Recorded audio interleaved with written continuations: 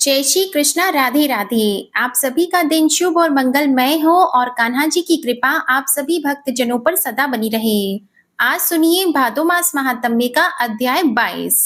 व्यास जी कहते हैं, इसके बाद बलदेव जी अपने बंधु बांधवों के दर्शन के लिए उत्सुक होकर नंद गांव में आए। उस समय संपूर्ण गोप और गोपियां उनसे पहले की तरह मिली। बलराम जी ने सबको आदर देते हुए सबके साथ प्रेम पूर्वक वार्तालाप किया। किन्हीं ने उनको हृदय से लगाया, कुछ लोगों का उन्होंने गाढ़ आलिंगन किया तथा कुछ गोप गोपियों के साथ बैठकर उन्होंने हास्य विनोद किया। वहां गोपों ने बलराम जी से अनेकों प्रिय लगने वाली बातें कही। कुछ गोपियां उन्हें देखकर प्रेमानंद में निमग्न हो गईं तथा दूसरी कुछ गोपियों ने ईर्ष्या पूर्वक पूछा, चंचल प्रेम रस के आस्वादन में व्यग्र रहने वाले नागरी स्त्रियों के प्रियतम श्री कृष्ण तो सुख से है ना? क्षणिक अनुराग दिखाने वाले श्याम सुंदर क्या कभी हमारी चेष्टाओं का उपहास करते हुए नगर की महिलाओं के सौभाग्य का मान नहीं बढ़ाते? क्या श्री कृष्ण कभी हमारे गीतों का अनुसरण करने वाले मधुर स्वर का स्मरण करते हैं? क्या वे एक बार भी अपनी माता को देखने के लिए यहाँ आएंगे? अथवा उनकी बात करने से हमें क्या लाभ? कोई दूसरी बात करो। यदि हमारे बिना उनका काम चल सकता है तो उनके बिना हमारा भी चल जाएगा। हमने उनके लिए पिता, माता, भ्राता, पति और बंधु बांधव किसको नहीं छोड़ दिया, फिर भी वे कृतज्ञ न हो सके। तथापि बलराम जी, क्या श्री कृष्ण कभी यहाँ आने के विषय में भी आपसे बात करते हैं? दामोदर श्री कृष्ण का मन तो नगर की स्त्रियों में आसक्त हो गया है। हम पर अब उनका प्रेम नहीं रहा, अतः अब हमारे लिए उनका दर्शन दुर्लभ ही जान पड़ता है। भगवान श्री कृष्ण ने गोपियों का चित्त आकृष्ट कर लिया था। वे बलभद्र जी को भी हे कृष्ण, हे दामोदर कहकर पुकारने और जोर जोर से हंसने लगी। तब बलराम जी ने श्री कृष्ण के सौम्य, मधुर, प्रेम गर्भित, अभिमान शून्य और अत्यंत मनोहर संदेश सुनाकर गोपियों को सांत्वना दी। फिर गोपों के साथ प्रेम पूर्वक हास परिहास युक्त मनोहर बातें की और पहले की ही भांति वे उनके साथ ब्रजभूमि में विचरण करने लगी। 2 महीने वहां रहकर वे पुनः द्वारका को चले गए। उनका विवाह राजा रेवत की कन्या रेवती से हुआ। उसके गर्भ से बलराम जी ने निषट और उल्मुख नाम के 2 पुत्र उत्पन्न किए। विदर्भ देश में कुंडिनपुर नामक एक नगर है। वहां राजा भीष्मक राज्य करते थे। उनके पुत्र का नाम रुक्मी और कन्या का नाम रुक्मणी था।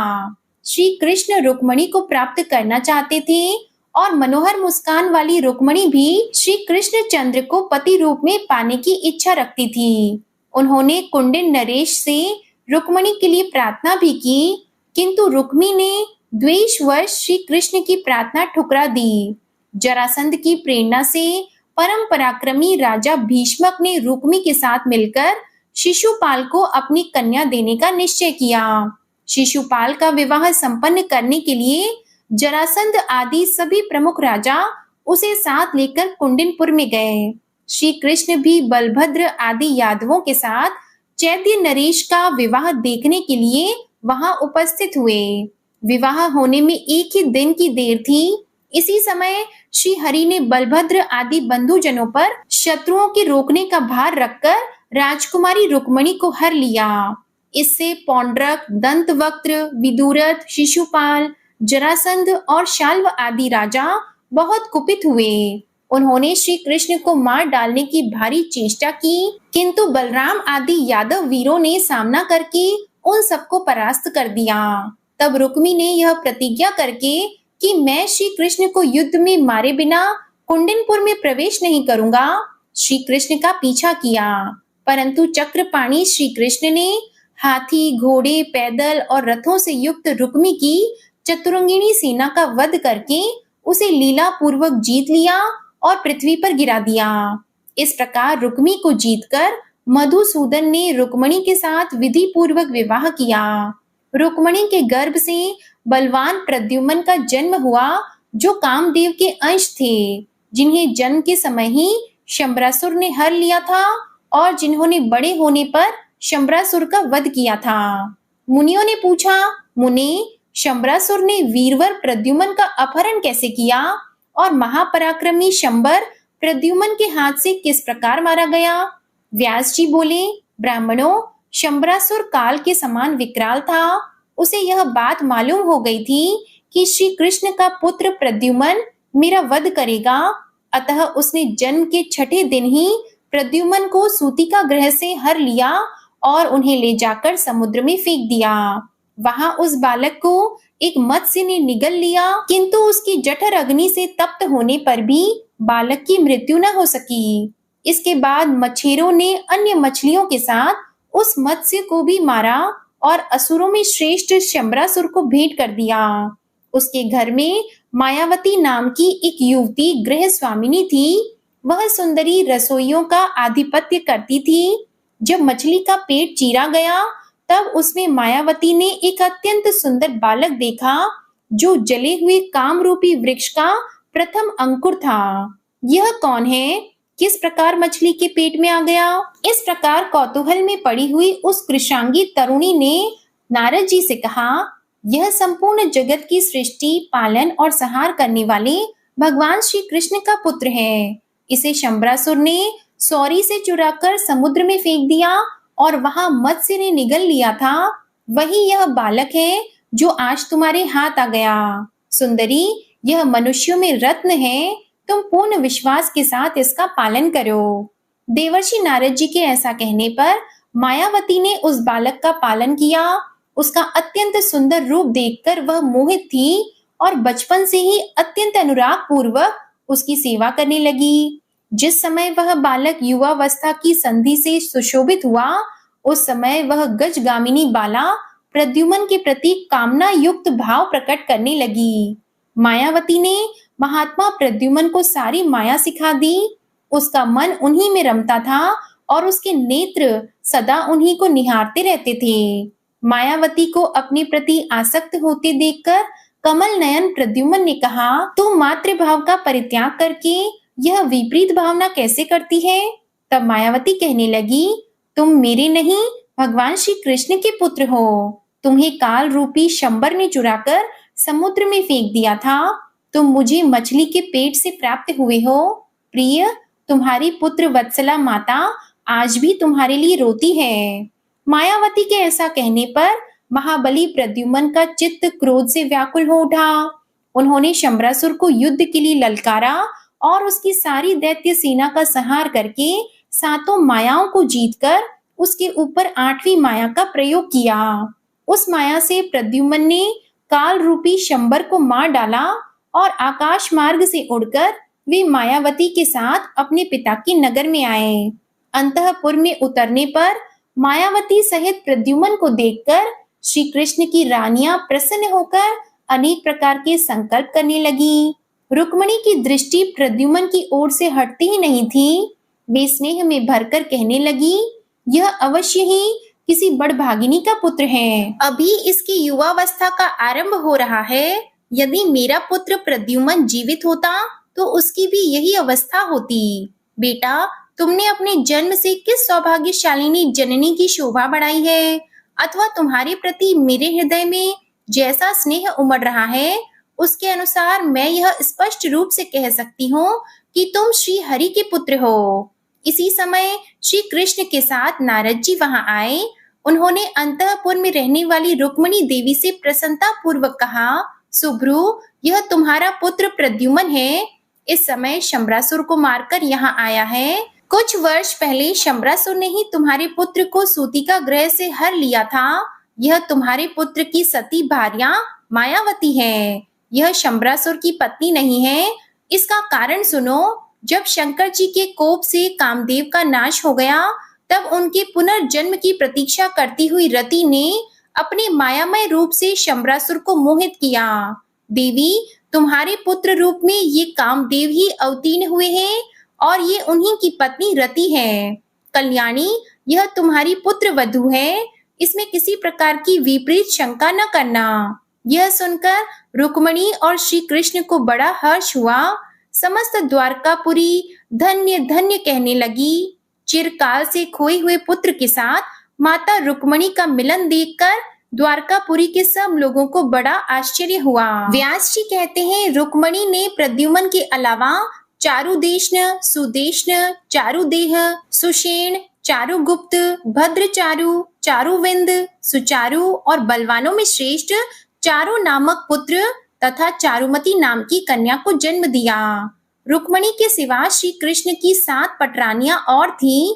उनके नाम ये हैं: कालिंदी, मित्रविंदा, राजा नग्नजित की पुत्री सत्या, जाम्बवान की कन्या इच्छा अनुसार रूप धारण करने वाली रोहिणी देवी यानी जाम्बवती, अपने शील से विभूषित मद्र राजकुमारी भद्रा, सत्राजित की पुत्री सत्यभामा तथा मनोहर मुस्कान वाली लक्ष्मणा। इनके सिवा श्री कृष्ण के 16,000 स्त्रियां और थीं। महापराक्रमी प्रद्युम्न ने रुक्मी की सुंदरी कन्या को और उस कन्या ने भी श्री हरि के पुत्र प्रद्युम्न जी को स्वयंवर में ग्रहण किया। उसके गर्भ से प्रद्युम्न जी के अनिरुद्ध नामक पुत्र हुआ, जो महाबली, महापराक्रमी, युद्ध में कभी रुद्ध अर्थात कुंठित न होने वाला, बल का समुद्र तथा शत्रुओं का दमन करने वाला था। अनिरुद्ध को भी रुक्मी की पौत्री ने वरण किया। यद्यपि रुक्मी श्री कृष्ण के साथ लाग डांट रखता था, तो भी उसने अपने दौहित्र अनिरुद्ध के साथ पौत्री का विवाह कर दिया। उस विवाह में बलराम आदि यदुवंशी श्री कृष्ण के साथ रुक्मी के भोजकट नगर में गए थे। विवाह हो जाने पर कलिंग राज आदि ने रुक्मी से कहा, राजन, बलराम जुआ खेलना नहीं जानते, तथापि उन्हें जुए का बड़ा भारी व्यसन है, इसलिए आज हम लोग उनको जुए से ही परास्त करें। बहुत अच्छा कहकर रुक्मी ने सभा में बलराम जी के साथ जुए का खेल प्रारंभ किया। पहले ही दांव में बलभद्र जी 1000 स्वर्ण मुद्रा हार गए। उसके बाद भी कई बार उनकी हार हुई। यह देखकर मूर्ख कलिंग राज दांत दिखाते हुए बलराम जी का उपहास करने लगा। मदोन्मत्त रुक्मी ने भी कहा, बलभद्र को तो द्यूत विद्या का बिल्कुल ज्ञान नहीं है, इसलिए बार बार हार खानी पड़ी है। ये व्यर्थ ही घमंड में आकर अपने को द्यूत विद्या का पूर्ण ज्ञाता मानते थे। तब बलराम जी ने क्रोध में भरकर 1 करोड़ स्वर्ण मुद्राएं दांव पर लगा दी। रुक्मी ने पासा फेंका। अब की बार बलभद्र जी की जीत हुई। उन्होंने उच्च स्वर से कहा, मैंने जीत लिया। रुक्मी बोली, क्यों झूठ बोलते हो? जीत तो मेरी हुई है। तुमने इस दांव के विषय में चर्चा अवश्य की थी, परंतु मैंने उसका अनुमोदन तो नहीं किया था। ऐसी दशा में भी यदि तुम्हारी जीत हुई है, तो मेरी जीत कैसे नहीं हुई? इसी समय महात्मा बलराम जी के क्रोध को बढ़ाती हुई आकाशवाणी हुई, जीत तो बलदेव जी की ही हुई है। रुक्मी झूठ बोलता है। मुंह से अनुमोदन सूचक वचन न करने पर भी जो उसने दांव को स्वीकार करके पासा फेंका है, इस कर्म से उसका अनुमोदन सिद्ध हो जाता है। इतना सुनते ही बलराम जी क्रोध से लाल आंखें करके उठ खड़े हुए। उन्होंने जुआ खेलने के पासे से ही रुक्मी को मौत के घाट उतार दिया। फिर कांपते हुए कलिंगराज को बलपूर्वक धर दबाया और जिन्हें दिखा दिखा कर वह हंसता था, उन दांतों को कुपित होकर तोड़ डाला। फिर सभा भवन के सुवर्णमय विशाल स्तंभ को खींच लिया और क्रोध में आकर रुक्मी के पक्ष में आए हुए समस्त राजाओं का संहार कर डाला। बलराम जी के कुपित होने पर संपूर्ण राजा लोग हाहाकार करते हुए भाग खड़े हुए और बलराम जी के द्वारा रुक्मी को मारा गया सुनकर श्री कृष्ण चुप रहे। रुक्मिणी और बलराम दोनों के संकोच से वे कुछ बोल न सके। इसके बाद विवाह के बाद भगवान श्री कृष्ण अनिरुद्ध सहित यादवों को साथ लेकर द्वारका चले आए। एक दिन त्रिभुवन के स्वामी इंद्र मतवाले ऐरावत की पीठ पर बैठकर द्वारका में श्री कृष्ण के पास आए और इस प्रकार बोले, मधुसूदन, यद्यपि आप इस समय मनुष्य रूप में स्थित हैं, फिर भी आपने रक्षक बनकर देवताओं के संपूर्ण दुख दूर कर दिए हैं। तपस्वी जनों की रक्षा के लिए अरिष्ट, धेनुक, प्रलंब तथा केशी आदि सब दैत्यों का नाश किया और कंस, कुवलयापीड़, बालघातिनी पूतना तथा जितने इस जगत के उपद्रव थे, उन सबको आपने शांत कर दिया है। आपके भुजदंड से तीनों लोग सुरक्षित होने के कारण देवता यज्ञों में हविष्य ग्रहण करके तृप्त हो रहे हैं। हे जनार्दन, इस समय मैं जिस उद्देश्य से आया हूँ उसे सुनकर उसके प्रतिकार का उपाय करें। भूमि का पुत्र नरक, जो इस समय प्राज्ञ ज्योतिषपुर का स्वामी है, संपूर्ण भूतों का विनाश कर रहा है।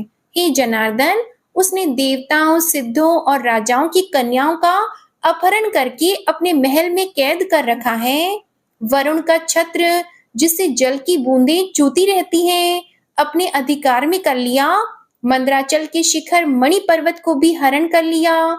इतना ही नहीं, नरकासुर ने मेरी माता अदिति के दोनों दिव्य कुंडल भी, जिनसे अमृत झरता रहता है, उन्हें हर लिया है। अब वह मुझसे ऐरावत हाथी लेना चाहता है। हे गोविंद, उसका यह दुराचार मैंने आपसे निवेदन कर दिया। इसके बदले में उसके साथ जो कुछ करना चाहिए वह आप स्वयं ही विचारें। यह सुनकर भगवान देवकी नंदन मुस्कुराए और इंद्र का हाथ पकड़कर अपने सिंहासन से उठे। उन्होंने गरुड़ का आह्वान किया। चिंतन करते ही गरुड़ आ पहुंचे।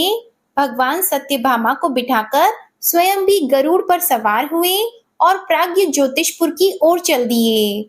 इंद्र भी द्वारका वासियों के देखते देखते ऐरावत हाथी पर सवार हुए और प्रसन्नचित्त होकर देवलोक को चले गए। प्राज्ञ ज्योतिषपुर के चारों ओर 100 योजनों तक भयंकर पाशों अर्थात लोहे के कंटीले तारों का घेरा बना था। शत्रुओं की सेना को रोकने के लिए वे पाश लगाए गए थे।